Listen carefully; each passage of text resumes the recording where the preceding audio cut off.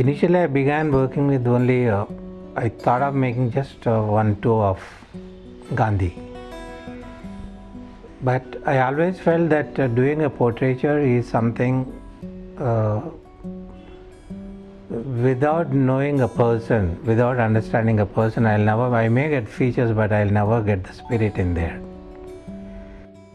In his most recent works titled On the Serrated Road, Kesab expresses the journey of Bapu on the turbulent path to freedom. His concentration in portraying the Mahatma emerges from an instinctive urge to remove the veneer of ambiguity that exists in this context. Sensing the need for a pictorial understanding of every inch of Bapu's face, the artist studied numerous photographic references true to the perspective of each work. When I started looking at his pictures, particularly the photographs, an enormous number of photographs, the figure is so small and very typically medium built, or rather small built Indian with dark complexion, without any great looks to impress the world. Yet he came up with such a kind of mental powers. That's amazing. I started looking at him, reading him, and then started minutely looking into his each and every detail of his face and the body as a painter. His extensive reading on the life of Bapu propelled him on his journey.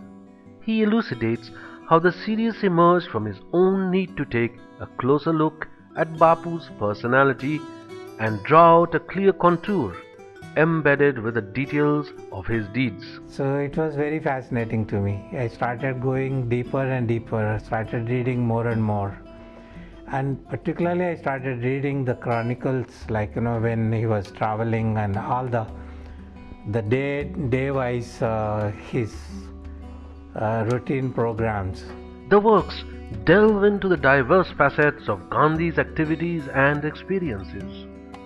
His need to create strategies to face opposing forces, his journey along the rough roads of Satyagraha, almost in anticipation of every subtle question regarding Gandhi, Kesab provides an answer in this series. His endeavors to represent him in the bigger canvas is essentially in terms of history, an attempt to create greater attention to the environment that wrought the persona. The narration infused in each image contributes in making the portraits heavy with significance. The charcoal and color pastel image of Gandhi collecting salt is an abstract with the minimal details accentuate the immensity of the historical event. The white cloth is never white. It gathers dust and soil, says Kesab. It is in this particular image that he also brings the hand-woven cloth so cherished by Gandhi into focus. The mass activity of the yarn being spun into cloth or being touched a million times reflects the identity of the Indian soil in its color and flavor, an aspect that is poignantly highlighted in the selection of the color palette. The black and white image conveys Gandhi's frequent confinement in prison, the impressive play of light and dark, the spectacles illuminated by the hope of a bright future even in the darkness of prison demonstrate the artist's understanding of Gandhi, his perception of a determined persona. In one of the early works of the series, Gandhi is depicted in the stark whiteness of light against a background of faces rendered in depth. The sole intention of Kesab in presenting Gandhi against such a background is to draw the attention to the crowd that followed him. He comments, "To me he appeared to look exhausted as he continued the effort to convince people, the sleepless nights, of reconciling the varying groups." Gandhi is expressed in changing shades of light and dark tones, decided by the artist's creative response to each composition. The tonal gradation is presented with a gentle sheen. Articulation of the image and its context matter to the artist. The distribution of black and white is often dramatic and overpowering.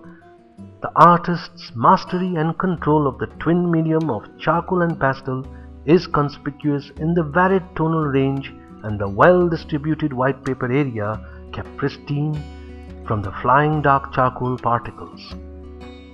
In his own words, constantly my outlook in this series was to have a simple approach. Too many colors bring in too many complexities, and I did not want to lose the objective intensity. For Keshav, the techniques are relevant as far as they incorporate the image of Gandhi in a style appropriate to the context emerging in the series. Whether it's a figurative or abstract or landscape or a still life, anything. I mean, I feel I must treat it, and I feel like treating it as one simple object.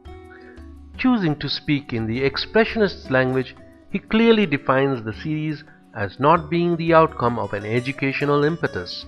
Rather, the images constructed with force and sensitivity underlying a persona who could transform the environment, but who no one could change. Traveling around the country, he wanted to know about the life of the common masses, to be familiar with their struggle, to experience how it was in rural India. The knowledge he garnered was behind his decision to give up layered clothing and adopt the simplistic attire worn in the villages. Different facets of a personality that the artist represents in his portrayal of Gandhi.